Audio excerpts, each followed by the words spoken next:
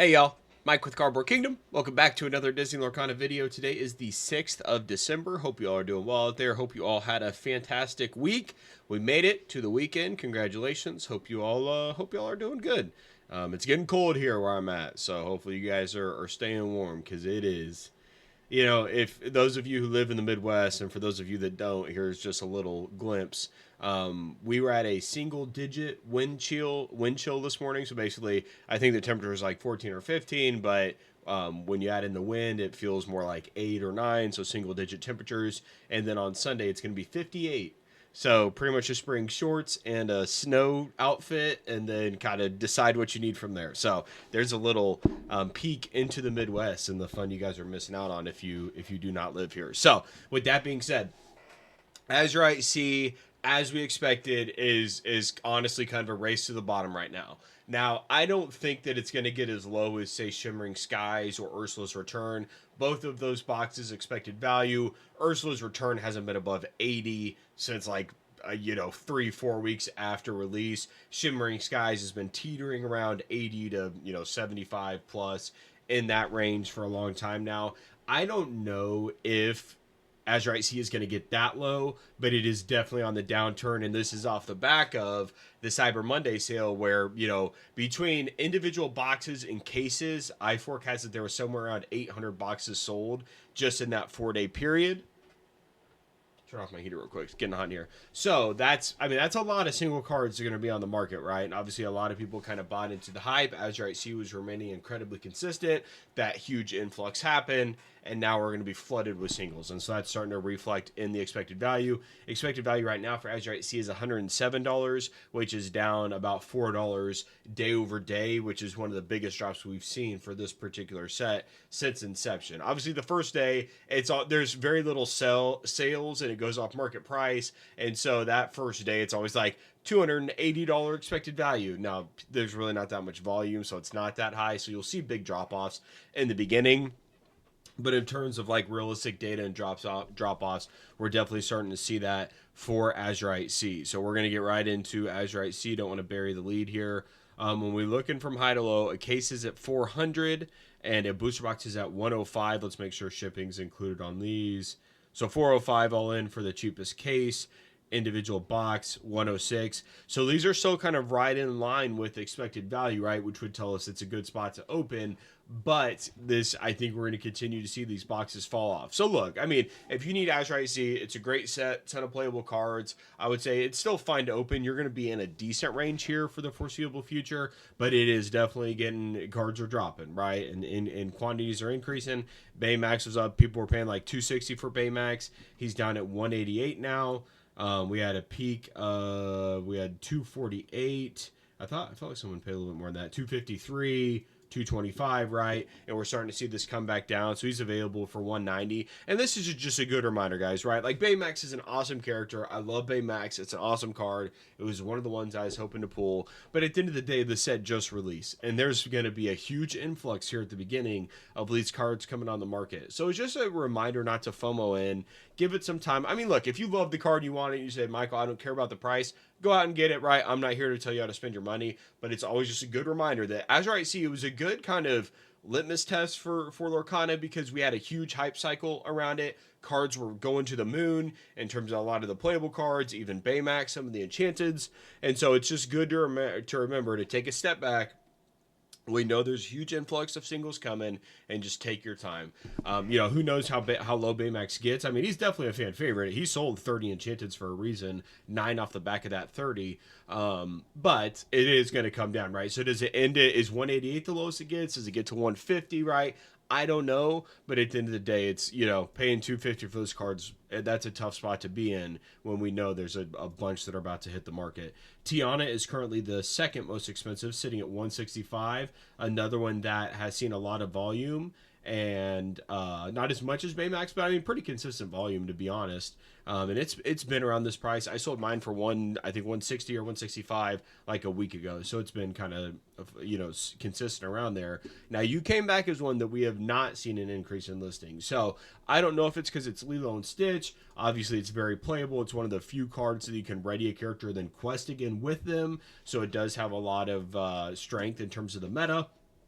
but it is a card that we've seen a ton of volume on. Overall, you're looking at probably a little bit more than Baymax. But the thing about this card is people just aren't listing it, right? So if you went to buy, this Enchanted, you're staring at 175 for a floor for this card, and then there's some, you can only get two below, 200, and one's an unverified with 99% rating, so they're probably fine. But just there's a very low quantity, so the people that are pulling it aren't listing it, and then people are willing to pay roughly this price to get it. So it's just something to keep in mind. And then we kind of go down from there. So historically, most sets have had a good bulk of their Enchanteds for under $100. After you came back, we see that start to come to fruition with Tigger is at 100, Wreck-It Ralph at 97, Basil at 85, Chippendale at 80, Daisy Duck at 84, We've Been Immortal 75, and so on. One that has seen a decent uptick here lately is Gadget Hackwrench, Brilliant Boson. She is at 104 with only 10 listings. So she's another one that's starting, the market's kind of shifting towards her versus, 10 listings versus a card like Maleficent Staff up at 38, right? So there's a lot more listings for some of these cards than others. And obviously that is driving the price action. But shout out to Sugar Rush Speedway. It's 58 for a location. It's holding strong still. I wish they would get rid of enchanted locations. The enchanteds are too hard to pull to pull a location. Maybe that's a good way to introduce like the full arts or something. Like I would still like to see like character cards there. But at the end of the day, get rid of enchanted locations. That feels bad.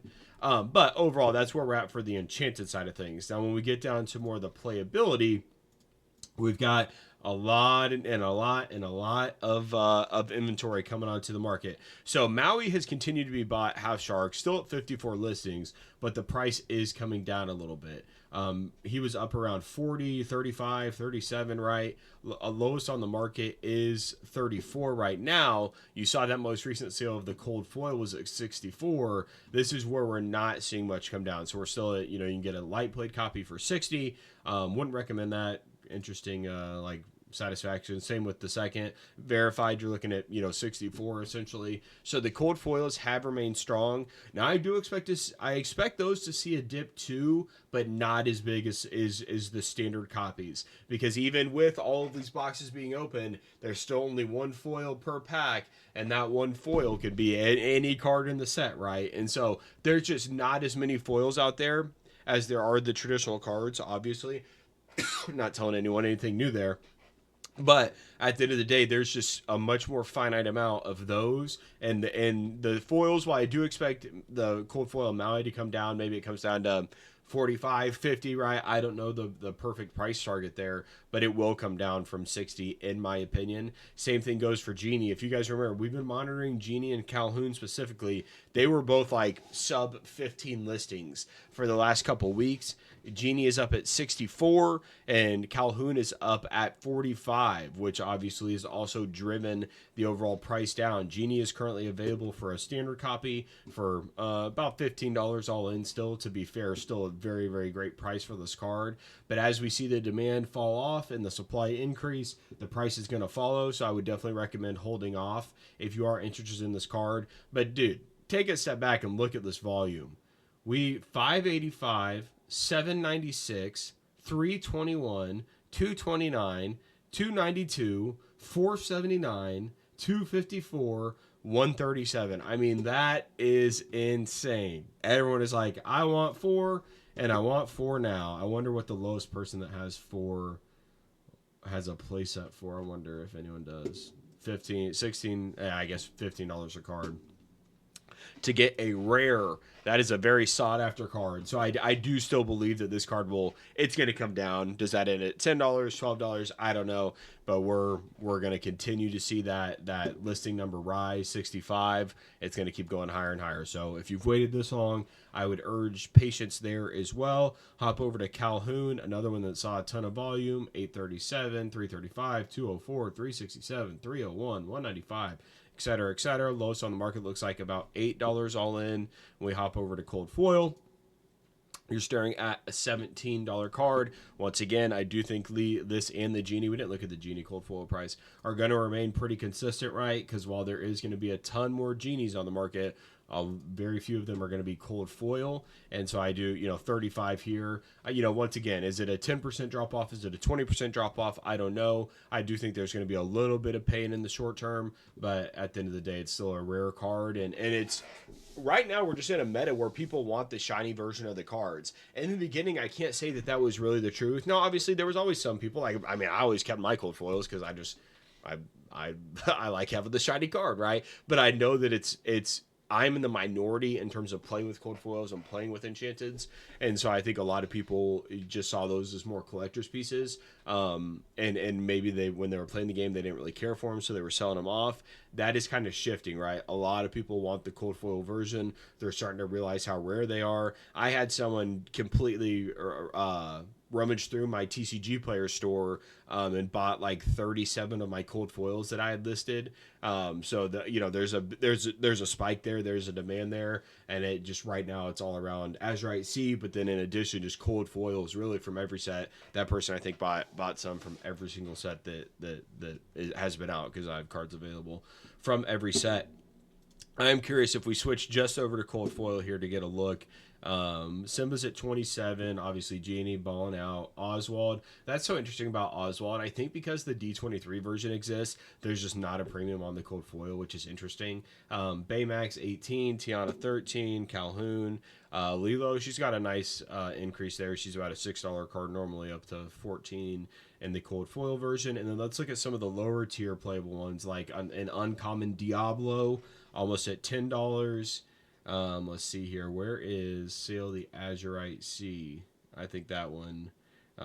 Okay, so 665. So and remember, I sold a Sail the Azurite Sea for $8 just a couple days ago. So keep in mind, guys, these definitely are trending down. Pluto's at $6, but there's definitely still some winners here. Your expected value is still over $100, right near 110 for right now.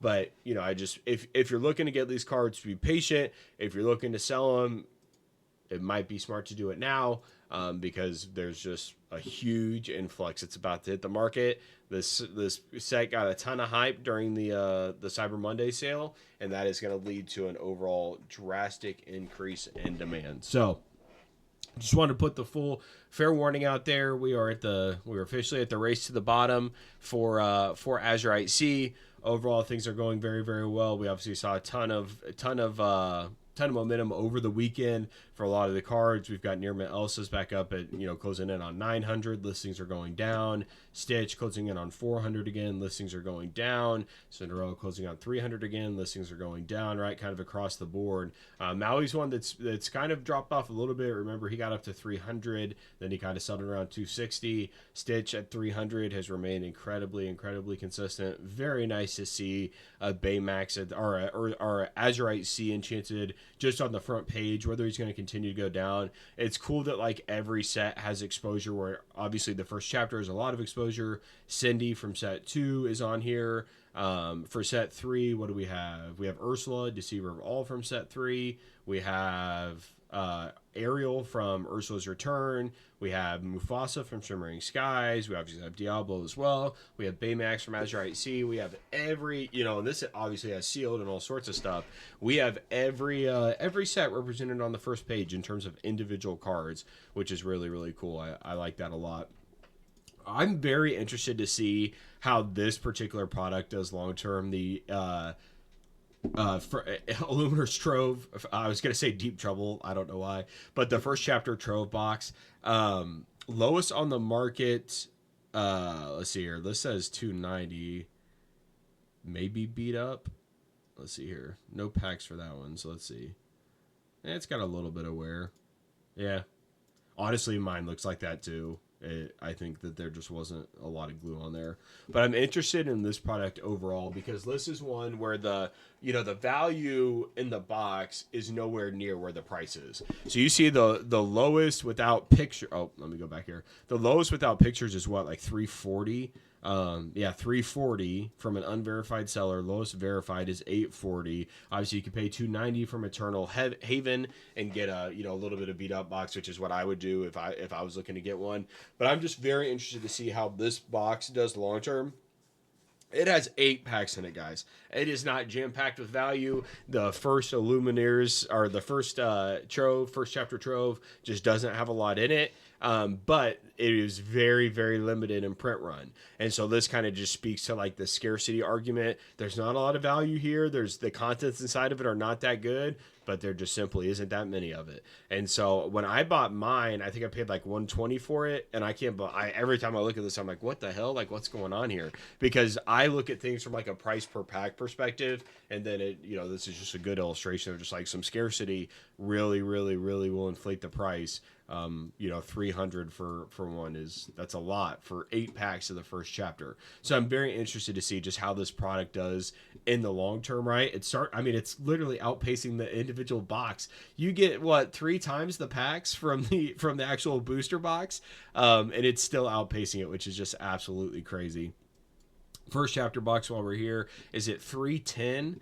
Looks like quite a few listings there. Quantities are good, not too much, not too little, definitely readily available. Obviously, during the Cyber Monday, we saw a ton of volume here. But yeah, first chapter is doing what it does. Still, once again, just fair warning, if you're new to Lorcana, there's been no official word on whether there's going to be a reprint or not. So everyone who's paying $300 for a first chapter box right now, pure speculation. They don't know if it's going to go up or not. It might be a reprint. It might not. I would lean towards they're not going to do that. I've made an argument that the first chapter is in a great spot.